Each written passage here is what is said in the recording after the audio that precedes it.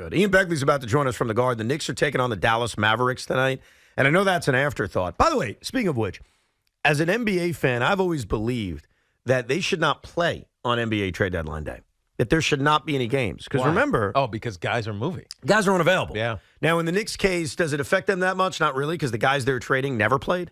Evan Fournier was in mothballs. So what would happen if that... You're just short guys. Look at the Nets tonight. So if you traded a guy... Look at the Nets. The Nets don't have Royce O'Neal, Spencer Dinwiddie, or the guys they acquired in Dennis Schroeder. Wow. So they're just short guys tonight. But I'll further this by saying that... Actually, a good point. I never thought about it that way. Not only should they not play tonight, but the deadline should be a prime time event. So, like, for our next guest, Ian Begley, he would be on TV all night tonight. Everybody would be watching him. Mm-hmm. And then, like, 10 o'clock would be the deadline. So you got to push it back. Yeah.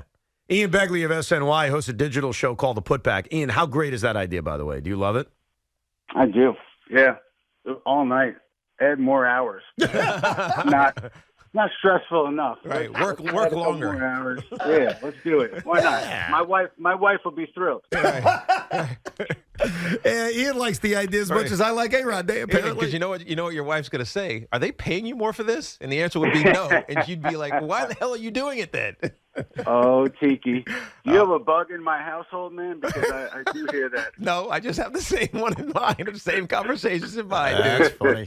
Before we get to these injury updates, let's start with this trade today. Quentin Grimes, Evan Fournier, the alphabet, 2 second-round picks that nobody gives a rat's patoot about. They bring back Bojan Bogdanovic, once a net, always a net, and Alec Burks, once a Nick, always a Nick. I thought this was very, very smart. It makes them better today. It sets them up for the future as well. Give me your thoughts on this trade the Knicks made today. Yeah, you know what? They came into the deadline, into the week, really, with the goal of getting Alec Burks or a player who could help them off the bench.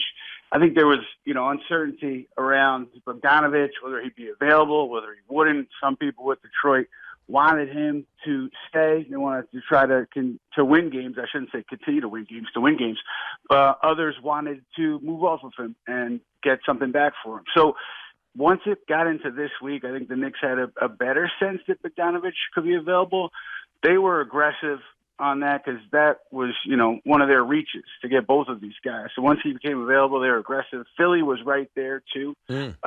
Philly talked to Detroit, and Detroit wanted Tobias Harris back. I don't know if that was the ultimate holdup, but that's kind of where it stood. But the Knicks got in there, especially after Philadelphia used some of its assets to go out and get Buddy Hield. It seemed like the Knicks had a clear path to Burks and ultimately Bogdanovic. Yeah. Does it also feel like this was a move some dead weight? Right, because Fournier was never playing. I guess Malachi Flynn got 6 or 7 minutes at the end of games, but they moved off of some players that really weren't ever going to get a chance here. Right, and including Quentin Grimes because of where he was in the rotation. Yeah. So there was I think some pessimism that they would be able to get a deal done that included Fournier and Grimes and draft compensation to get a player back. Because I think that one player. Whether it was Bruce Brown, Jordan Clarkson, was a difficult needle to thread. But obviously, Bogdanovic becoming available allowed them to do that. And that was, I think one of their goals. I don't want to say they wanted to trade Evan Fournier because they wanted to take care of him. But I do think there was a sentiment in there that, like, hey, let's try to find some place for Evan because of everything that had happened in New York. He'd been benched for basically a year and a half. So I think they were happy to do that. And then you look at the picks they gave up. Evan, you mentioned the second rounders. There was not a first rounder in this deal. There was not a first rounder in the OG Anunoby deal. So I was talking to somebody from Western Conference team, and he said, hey, they still have all these first-round picks going into this offseason. Well, so he kind of tipped his cap to the Knicks. The part of the deal, because I think there were two parts on why I liked it. I mean, I hate it because I don't like the Knicks, and I admitted that to Knicks fans, that this is a sad day for me because it's a good day for them, that they improved themselves with the additions they made, giving up Deadwood. And I almost think they enhanced themselves during the offseason because Bojan Bogdanovic has a friendly contract with another year on it, with not a lot of it guaranteed, and they didn't touch any of their first-round picks. It feels like they're as equipped to trade for that star, quote-unquote, that may mysteriously become available than they were before, along with getting better now. Yeah, it's an interesting way to look at it because certainly, Bogdanovic's deal next year is I would assume, I shouldn't say certainly, has more trade value than Evan Fournier's expiring deal, which they would have to pick the option up for, but now they have a deal into next season that they could use, and they still have those picks. Obviously, Quentin Grimes would have been valuable in any trade package this offseason, so you lose that. But I think substituting Grimes and keeping those first-round picks makes a lot of sense. Do you think? Did you get the sense that they were close to any other deal, whether it was Brogdon, whether it was Clarkson? You mentioned Bruce Brown. Were they ever close to making something alternately to what they actually did? I never got the sense they were close. Brogdon, I don't even know. I don't even think he was seriously on the radar. I know people report that. I didn't hear that. But, yeah, they were in touch with Toronto on Bruce Brown. I think draft compensation was a hang-up. Clarkson, I was told throughout Utah, just the price was very high. They valued Clarkson a lot. So, obviously, no one reached it by the deadline. And then, you look at other players. I think they touched base with Golden State on Andrew Wiggins, but obviously there was nothing there. Amid the uncertainty with Detroit, I think they also checked in on Shake Milton, but obviously once things opened up with the Pistons, they went out and they got the guys they were hoping to. When you look at the East, it feels vulnerable. We know that the Celtics have the best record in the East at 39 wins right now, but every team feels flawed and vulnerable. Is this Knicks team win now? Is that their mentality? Or is it we're still kind of building? Or is it a little bit of both? Yeah, I think it's both, Evan, if I had to guess. I mean, I was talking to somebody over there today, and they said, look, there's a confidence in this team, and the person cited that win in Philadelphia where they beat a healthy Sixers team by 30. And then since then, they've had several good wins. They have players with a pedigree of winning on the roster. It seems like they just have a belief that they can compete night in, night out, no matter who's on the court, and that's kind of more than half the battle in putting together a winning team. So I think that there's a confidence they can compete. I don't think anybody's reserving hotel. Well, I guess you can't reserve hotel rooms. Scratching off the weeks in the finals yet, but I think there's a confidence that they can compete with teams in the East and the Milwaukee in particular, because they struggled against them earlier in the year. But now OG Anunoby comes back fully healthy, which I think we'll talk about that in a minute. Yeah. They think they can compete there with Milwaukee. Yeah. Now, we'll get to some of these buyout candidates coming up. We are talking to Ian Begley, SNY. Knicks make the moves that they made at the trade deadline and even prior to that with OG Anunoby. Speaking of OG, the timing of this announcement that he had surgery today and will be reevaluated in 3 weeks feels as if the Knicks knew this and kept it quiet until the deadline passed, which I don't have any issue with. It's smart. Is that what the Knicks did? It seems like it to me. I mean, we kept hearing from Tom Thibodeau day to day. We didn't get any details from Tibbs. He kept saying, hey, I just rely on the medical staff. So he wasn't giving us anything. And it was left up to us to kind of guess. And I heard that Anunoby had felt a little bit better late last week, but obviously this thing continued to linger, and they decided to do the surgery today. But, Evan, I do think that teams were under the impression, at least earlier today, maybe earlier than that the Anunoby situation was more significant than the Knicks were letting on, right? And so they knew that something was there, and they knew that the Knicks were operating as if Anunoby's injury was more serious. So it started to spread around a little bit, but obviously they did a good job keeping it under wraps over the last week or two. Yeah, and now that the trade deadline has come and gone and the roster is what it is, and again, the buyout we'll talk about here in a second, but health is the most important thing as I look at this. We know the Anunoby update. We don't know Julius's update, and we don't know Mitchell Robinson. We've heard some things, but what can you tell us about Mitch, his reintegration back into working out, and when can we expect him? Yeah, it's interesting. Tom Thibodeau did say the other day that Mitch could be back on the court doing on-court stuff after the All-Star break. And, he's missed a lot of time. And when you have a foot injury, you're going to really struggle with your cardio. It's going to take him a while to get his wind back, even if he does get on the court after the All-Star break. But Thibodeau said he's feeling positive about where Robinson is. And so, look, if you can get him back, and even if he can give you, 10 minutes off the bench, that's an impactful 10 minutes. Oh, yeah, and that's, right. that's something that obviously they would sign up for. I don't think they're out of the woods there, but so far so good, I think, on Mitchell Robinson, given what Thibodeau said the other day. What about Julius? This whole thing feels very, very mysterious. Like, if he has surgery, that's it. Like, that wipes him out for the season. Is that fair to say that if he opts for that, he's done? I'm not a doctor, but yeah, I would think so. So what are we hearing rumblings at all about what they think is going on? Because what was odd to me was he gets hurt on Saturday. There's nothing for a few days. You had the great reporting of there's some optimism, but now we got, we'll reevaluate him in a few weeks. Like, what do we think is actually going on with Julius right now? Yeah, so I know that when they did the announcement, the plan was for him to rehab for 2 to 3 weeks, then reevaluate and see where he got to that point, and he and the team would make a decision on the next steps. But what I'd heard a little bit more recently was there's been some positive progress there during this rehab process. I don't know if that leaves us with an answer about whether he's definitely coming back or he could still have surgery. That I'm not sure on, but I know there were some the steps in the right direction, and a couple of people internally, they said that they're optimistic still to this point, and also that obviously with Julius, he's going to want to come back, and that's something that you've heard them say publicly, privately.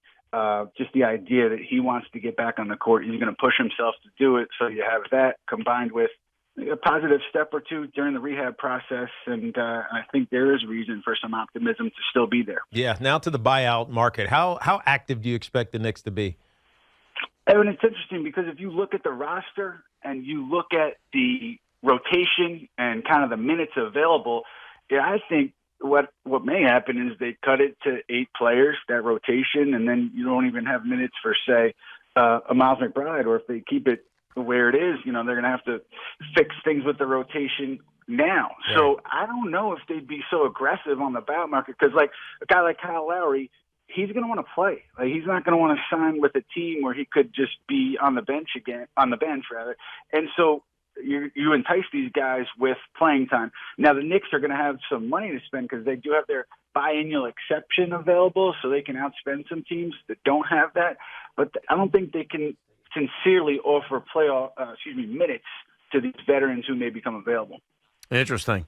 Kyle Lowry, I just assume ends up in Philly. That's just been my assumption that that's where he ends up. Spencer Dinwiddie, it sounds like California. If they pursued someone in the buyout market, is it likelier to be a backup big until Mitch is ready, or would it be kind of a ball handling guard? I guess ball handling guard. I only say that because there's no traditional point guard behind Jalen Brunson. But, obviously Alec Burks can handle the ball. Miles McBride can handle the ball, but I think he's better off the ball as a shooter. So I think maybe if they did something, it would be a ball handler. But, Evan, I just can't see, like, a veteran, unless that veteran has no other options, no better option. I can't see a veteran coming here with the idea that he'd be out of the rotation unless somebody gets hurt. What's going to happen tonight with Jalen? Is it planning to be like warm up, see how he feels? How does it play out with Brunson tonight?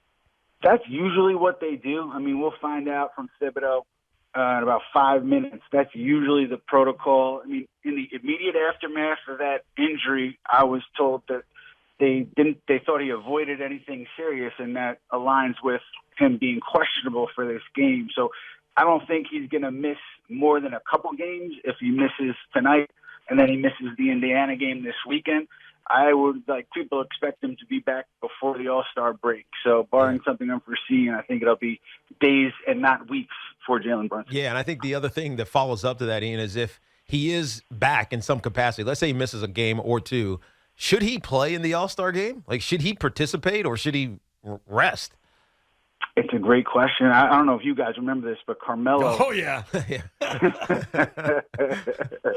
He was facing surgery. Right. And he got on the court and played. And I guess there were I don't know, maybe there was business involved and he needed to be on the floor. And then he had the surgery. So that was a little bizarre. I think that Brunson, just from what I heard, I don't even think it'll be a decision that they need to make.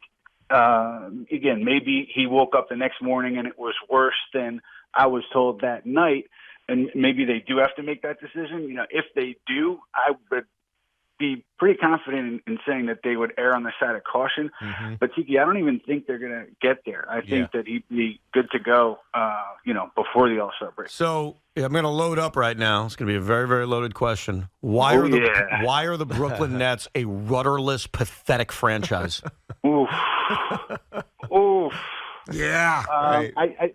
I could say one thing about the Nets, and I don't want to go too deep into the weeds because I'm not entirely sure. But some players in that locker room are just frustrated with how things have gone. Me too. Me too. Again, without getting into the specifics of it, just frustrated with how things have gone, kind of game to game overall, and players who are still there right now. So I think those players at least share your frustration, Evan.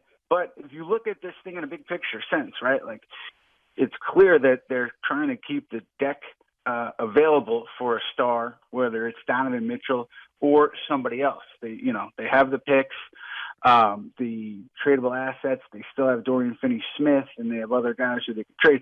So I think that's kind of the ultimate play here, because I can't see a world where Joe Tsai signs off on Sean Marks doing a full rebuild based on where he is in his leadership role and based on how things are going. Can't see it. So I think the play is to try to be competitive as quickly as you can, and it's good for them that they have Mikal Bridges. I mean, he's a young player, talented player, and it's just about the next move. Yeah, I'm seething. Not at you, but I'm seething. Ian, we appreciate it. We know it's been a very busy day. Thank you very much for giving us some time. We appreciate it. Thank you, Ian. My pleasure, fellas. Take care. Man. Ian Begley, SNY's digital NBA show, The Putback. You should check it out. Covers the NBA for SNY. I'm going to try to say this very, very calmly. Very, very calmly. What do you want? You want a stripped-down rebuild? I want a direction, Tiki. I want an actual direction. And here's what I know, and I hope this makes you guys smile. I hope it makes you happy. Do you remember, Knicks fans, when you were a rudderless mess of a franchise? Mm-hmm. And you had an owner that said, well, we can't tear it down. We can't do that. Remember how pathetic you were? LOL Knicks. Remember how hopeless you felt? Hi. How's it going? The Nets still in the league? That's the Nets. I said something a year and a half ago, and it aged very, very well, unfortunately for me. Joe Tsai is a terrible owner. He is an atrocious owner. And luckily for Joe. Why is he a terrible owner? I mean, you really want me to give you a list? He can't make a decision? You want me to give you a list? Because he can't put a direction in front of us that makes sense? That's right now the reason why he's a terrible owner, yes. I have about 150 reasons, but I'm not going to bore people with it. But luckily for Joe Tsai, he owns the Nets, so no one's going to call him out on it, but I will. You run a just ridiculously awful franchise. And you know what? You better kiss my ass, because I'm the only guy that's paying money to walk into your building when this mess gets even worse. Because you need to pick a side. You can't just sit here and say, let's trade Royce O'Neal for 2 number 2s and let's flip Spencer Dinwiddie for Dennis Schroeder. What's your plan, Joe? 2 number 2s. 2 number 2s! Those are exciting. What's your plan, Sean? And here's the good news. You got a schmuck like me walking into your building every night, giving you my money. I'm an idiot. But the rest of this city that wants to watch competent basketball, that can't afford to go to Madison Square Garden, they're going to realize it ain't even worth going to Barclays Center. The Nets still in the league? So do me a favor over the next few months before June rolls around. I want you both, Sean and Joe, and I say this respectfully as I can. I want you to get your heads out of your asses and figure out a game plan with this decrepit franchise, because you're a rudderless mess. And that's all I've got to say about that for now, because I don't want to bore the audience to tears. Thank you, Forrest Gump.